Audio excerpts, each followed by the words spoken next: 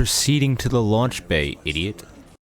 I'm gonna come right out the gate and say that Warhammer Space Marine 2 is an awesome game.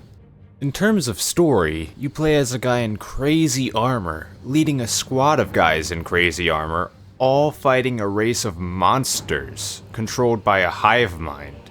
The weapons and creature design are insane, and you can even perform glory kills with a chainsaw-like weapon. All of this packed into a third-person squad-based shooter. Wait a minute. If it feels like I'm getting at something, it's only because I am. If you're a fan of old-school Gears of War games, not you, then you're gonna love Space Marine 2. Especially if you're disappointed with how soft Gears has become in recent entries. From the first mission I could feel the Gears influence, and it was refreshing to return to something I haven't been allowed to like in years. You don't even have to be a Warhammer fan to like this game. I've never been a Warhammer fan, and I had a great time. But it isn't without its problems. For example, I started the game on the hardest difficulty, as one does, and it was going very well up until this dumbass antenna mission, which is when I found out my AI teammates are deaf, blind, and stupid.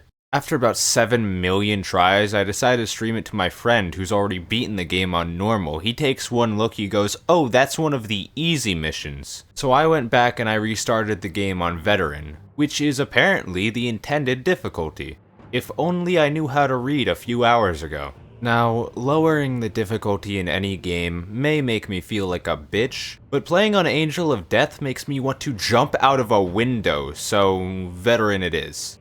Luckily, veteran felt right to me.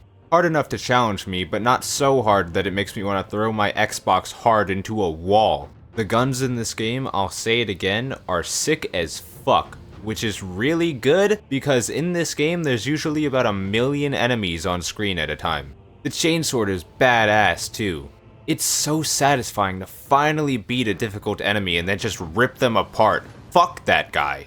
In terms of bosses, there's a solid variety. One of them is clearly just Predator though. Regardless, even as a new fan, I felt immediately immersed in this brutal and unforgiving world. And it helps that the game looks fantastic.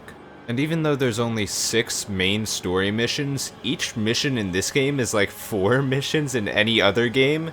Also, the final mission is legit like 3 hours long, I'm not kidding. My favorite mission here has to be Servant of the Machine. The giant ruined cathedrals give the level a bright and colorful look that is a great contrast to the violent gameplay. Just when I was getting a little bored of Space Marine 2, this mission switched it up in all the best ways, introducing new enemy types and ways to fight.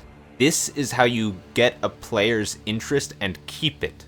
Back to the ending. Just when I was about to beat the game, when I was about to see the culmination of everything the story has been building up for nearly 10 hours, I go to fight the final boss and... Keep your console cool! Keep your console cool!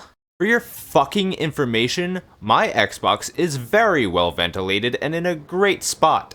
I've never gotten this message before, and I've played some crazy-ass games on the Series X.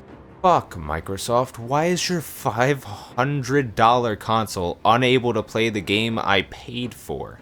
Still, I went back and finished Space Marine 2, and it was epic. Overall, I'd recommend Space Marine 2 if you're looking for a game with a solid story and fun-ass gameplay.